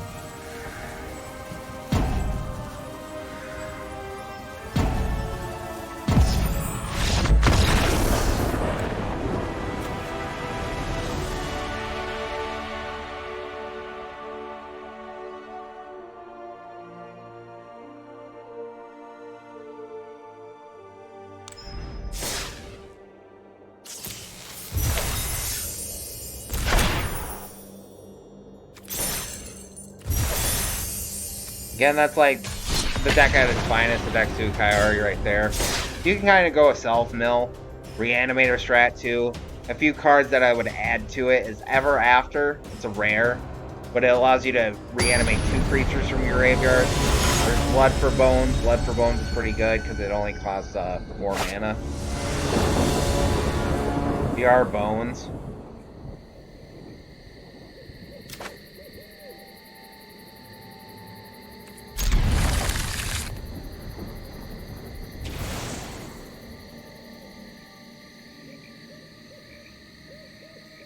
Play Miriam.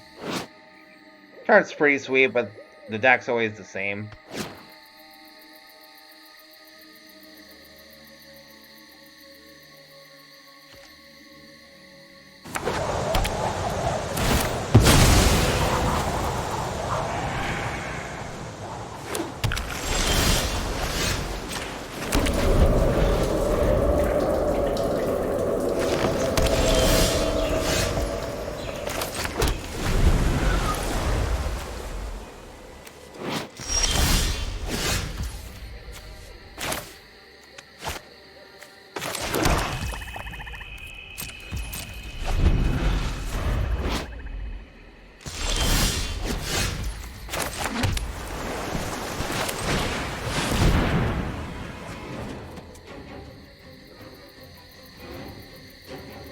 don't want to draw extra cards per turn? This affects you for like 3 turns.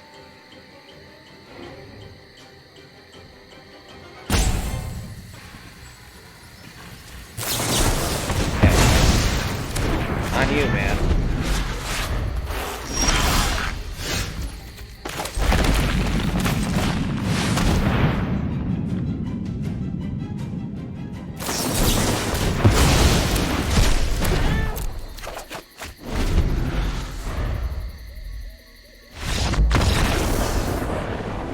Let that Kuenwa's Awakening come down.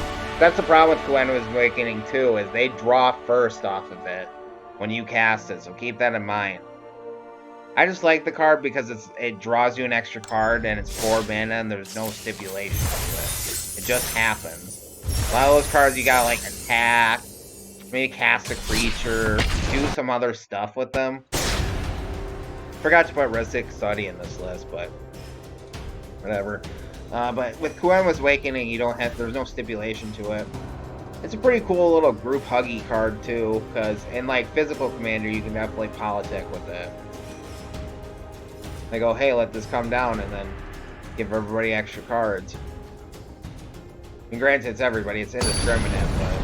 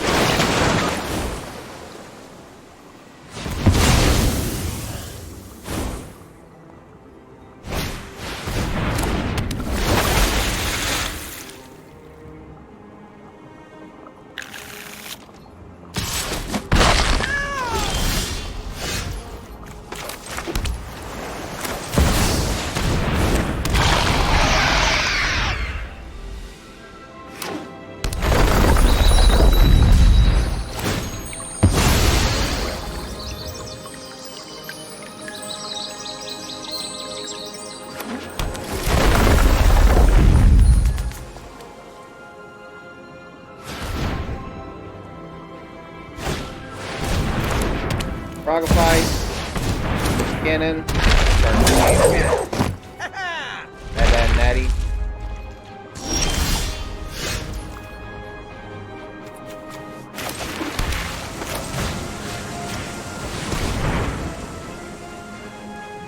Auto Razor, just in case they have a counter spell. We gotta get rid of Eddie.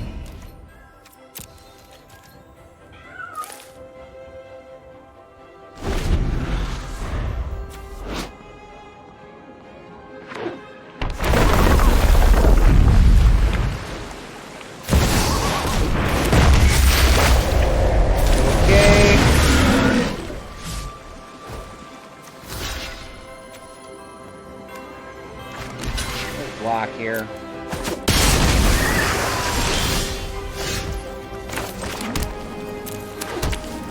We're fine for the most part.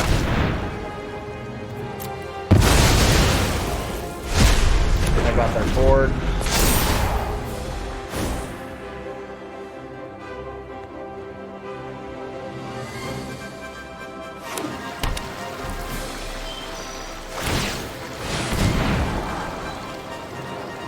I think this would take me.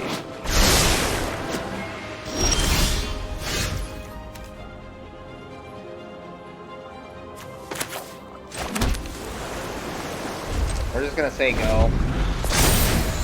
Force him to take a land.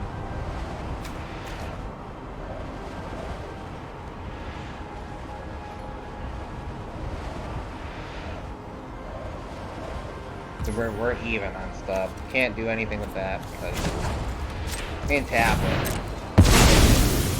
They untap it though. Cultivator. Top target creature, no counters on it.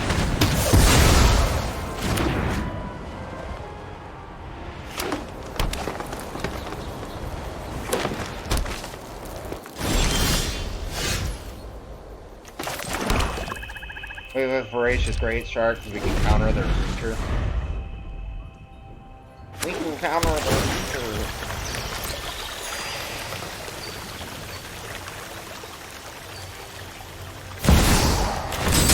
Stupid Uro. Stupid Uro.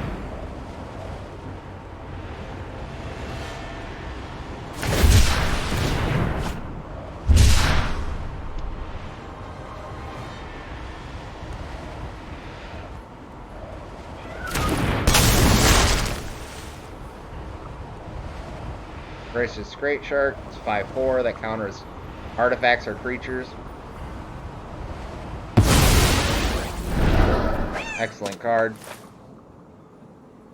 They opt to keep Uro back in the graveyard, so they're just gonna do the thing with him again. I'm gonna try and play Scatherix here. Go ahead and give him the meat. So,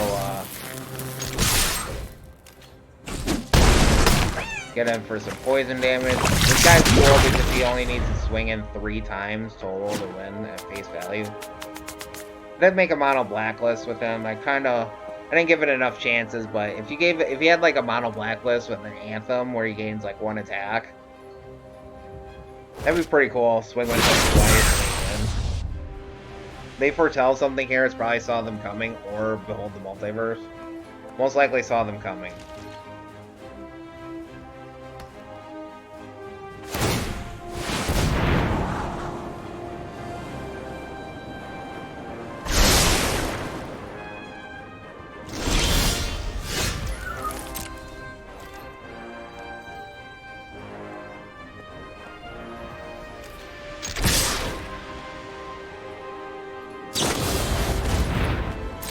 Okay.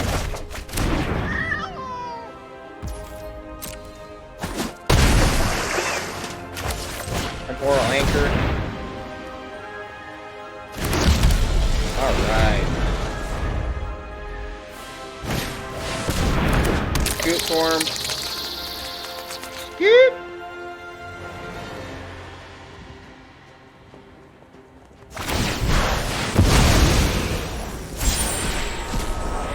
Saw them coming. Put that in their hand. Look, Ma, in ham. I know that's there, so it's not that big of a deal. Let me get rid of that. Oh yeah, this you kind of just scribe both of them away because they just tuck up here. Yeah, get them both. Like I said, this card generates a boatload of value. Don't sleep on this card. Even if you don't play off of like Scry in your deck, an extra 2 cards to play with per turn, so.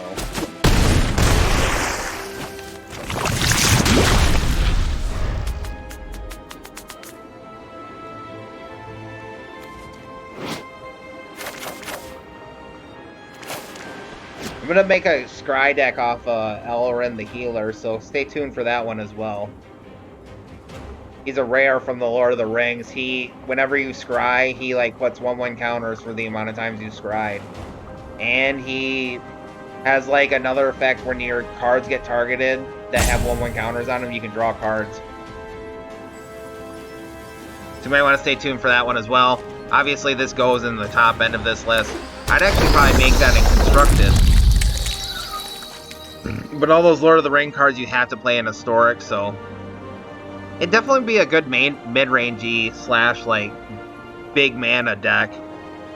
Control decks is what I like to call those. Like, not just like a bunch of big spells like, oh, I'm gonna cast Eerie Ultimatum or something and win the game, or Emergent Ultimatum. You could actually do that. That would actually be a pretty cool list, Emergent Ultimatum, since you're playing Scry stuff. Because black gets a lot of good low-end Scry stuff. They get like 2 1 mana guys that enter the battlefield, and then they scry 1. It's like Phyrexian Vivisector is one of them. That doesn't do that, but they get this like it's like this elf dude in Lord of the Rings set. He enters battlefield, and he scries 1. And I think there's another one too that can help you scry. Then there's Vivisector too. So I might try and make an actual historic constructed list off of that. Because Temporal Anchor is sweet. I think I only have one of those. I might have 2. But you probably only want like about 2 of them anyways, at most. 6 mana, so. But even in your blue decks, you may want to consider starting to run that. Because I run these creatures I call the Scribe Brigade. I'll show you in a different time. Because we're going to try and get OBS cooking on here. And I got a few bonus content videos I want to do that I'm going to do outside of the stream. The Gravity.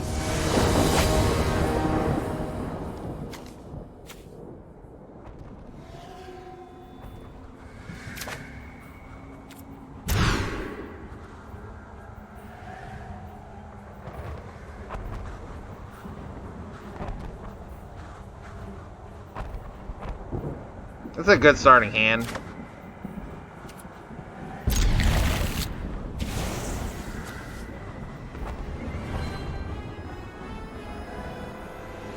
We're playing King Darien.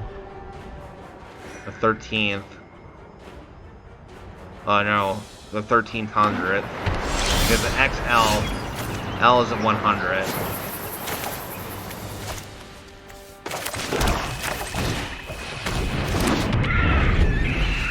Or the 1800. 180th. I think is what it is. Yeah, because 10, 100, 110. Yeah, it's 100. It's the 118th.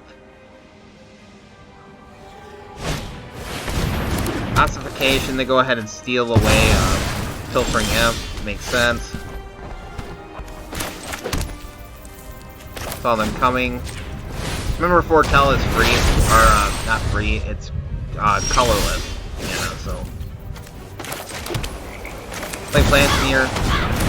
Again, we went over this card in the deck text. This card's nuts in any sort of big mana list. Like right here, if they allow us, if they scry, they're about to lose 4.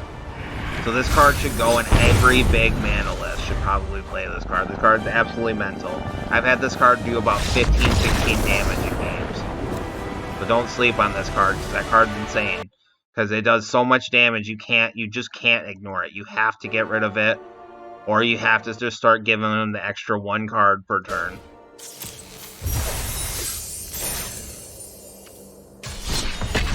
It's at the end of the turn, though, so it's not that big of a deal on the draw. They gotta wait a whole turn cycle to use the card. So keep that in mind. If your list is looking at like even like 3 mana cards, even if you're looking at like, oh, my curve mostly starts out at like 3. Like you got like 60 cards in your commander deck that you actually play. The rest is just lands and just so you can play Magic the Gathering. So figure any deck that's like 35 or more, like 3 or higher, probably should auto include that. Snap include it.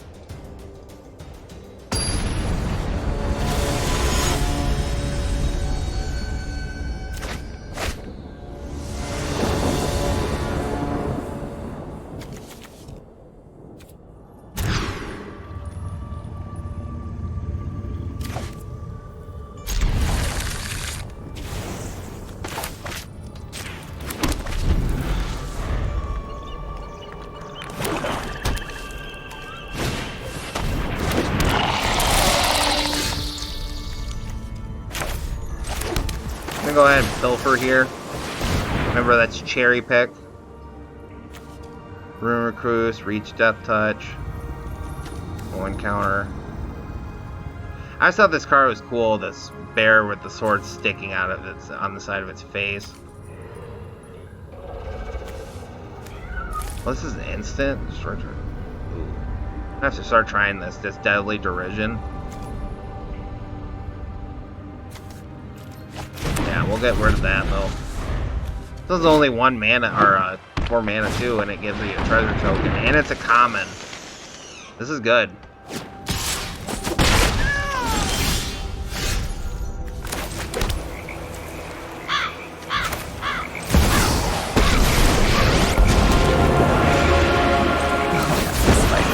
For brunch, you won't be outsmarting me. I'm gonna get rid of Kirkle's Final Meditation here.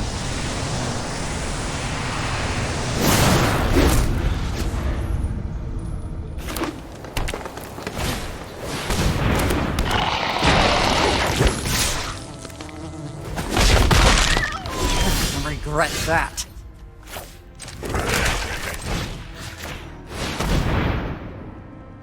Go blank here. Should have probably did the Liliana first. Guess it doesn't really matter. Anyways, we'll force him to sacrifice the creature. Waste of my time. It's no fun when Off you go. Liliana Veil, this card's pretty cool. If you get her down in the right situation, she can literally win you the game by herself. Otherwise, there's some situations where she comes down, she just doesn't feel all that great. But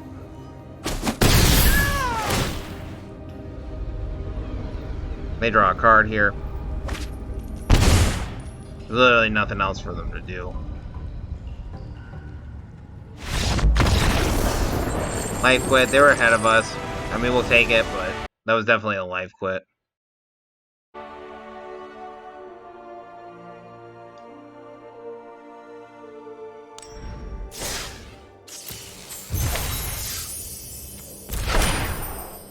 Splitting the Power Stone.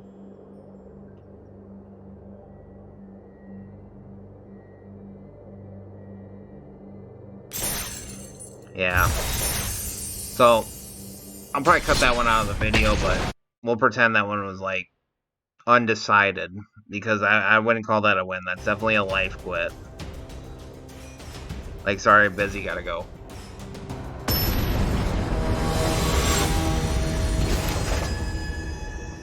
Infectious Strain.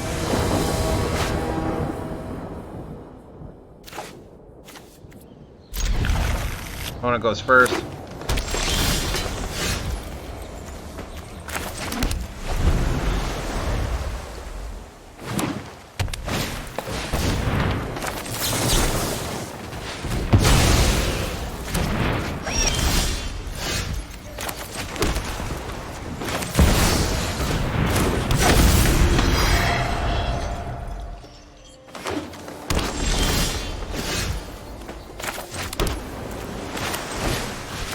Duress here.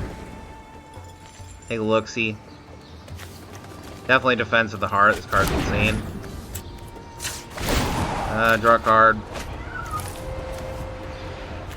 We'll tuck Hercules because we probably aren't gonna ever use that. Say go. I'll pack Piper.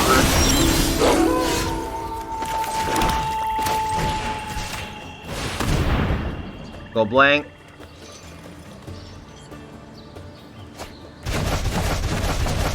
Force them to pitch 2 cards, exile their yard. They go.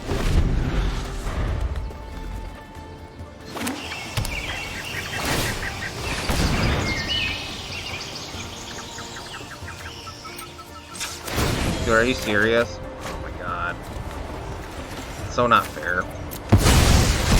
Forgot about this, that she puts creatures out in play.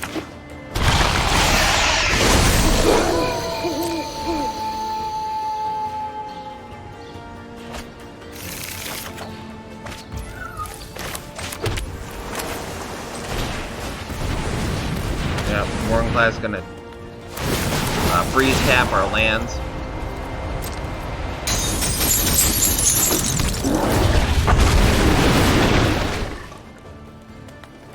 Didn't get nothing here.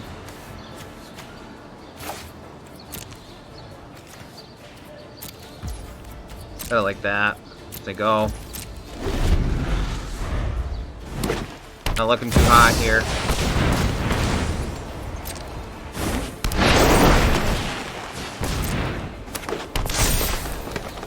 Really got us with that Vorinclex Voice of Hunger. Downright mean card.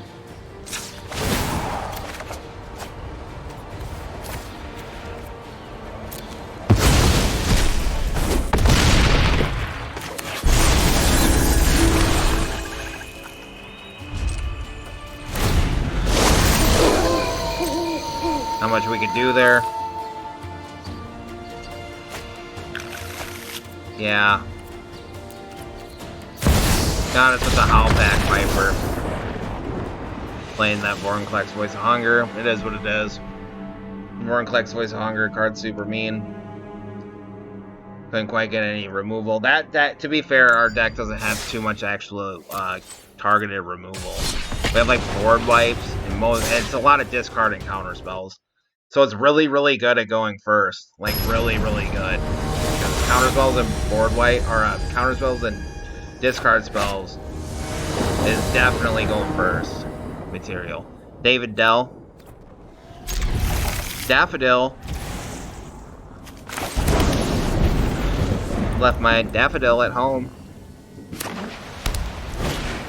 Mama, I left my daffodil.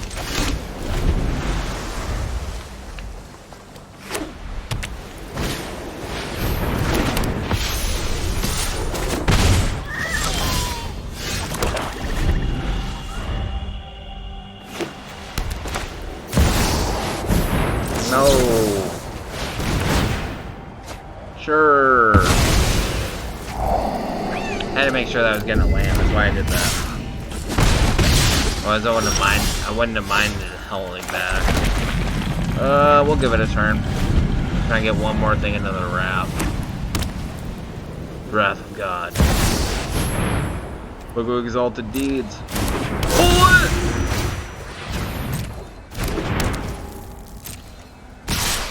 I'm something like I was talking about here. That's right. That's right.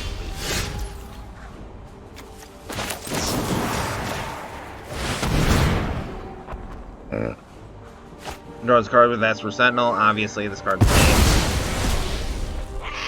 Free information. That's why I'm just going to start playing this card.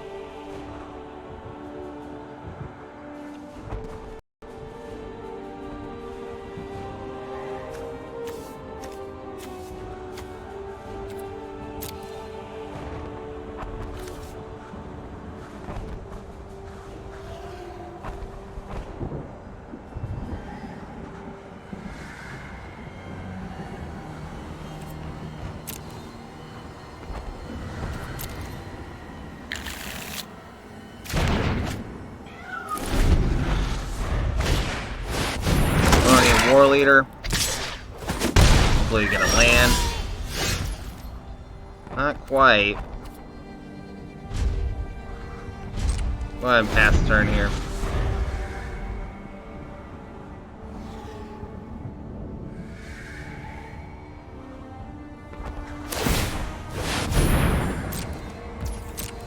When they gain life, things get 1/1 counters.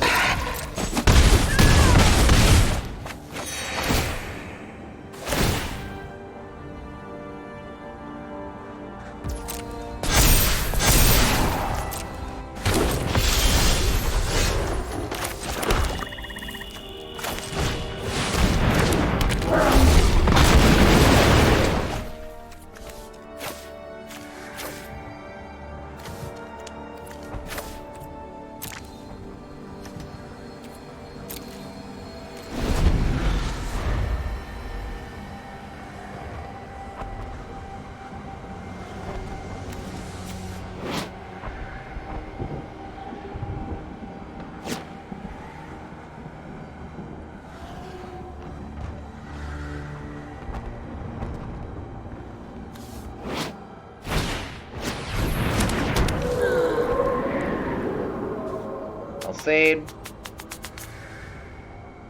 We're still gonna get an angel out of this, so we're not quite out of the woods yet.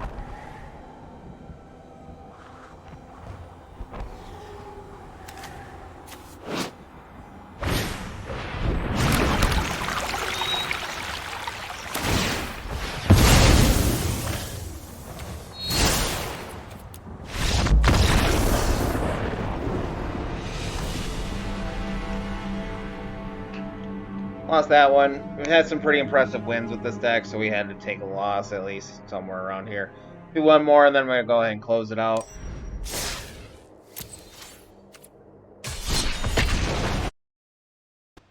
Because again, I got to wake up early, and I am really, really tired, so... Maybe I'll get up in a little while and play Star Wars again. Don't have to come back. Yeah, I might not even broadcast that. Undead God. Go to the Univar. Lamest card pretty much ever. That's how I feel. That's just how I feel.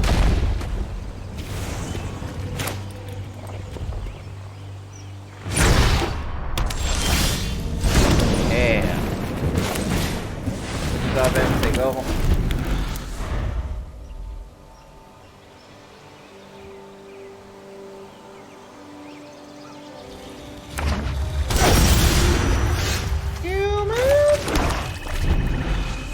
Kindred Denial. One target spell, secret card. Pretty good stuff. Got Stab Horse in hand. I ain't your Stab Horse, baby. Rising of the day. I ain't your Stab Horse, baby. Alright, we're gonna hold up Stab Horse. We're probably gonna jam Joda. Yeah.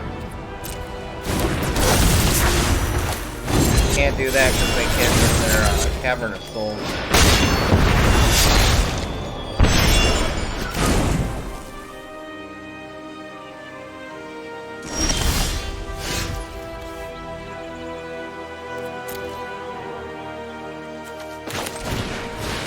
Well, I played Kuama's Awakening.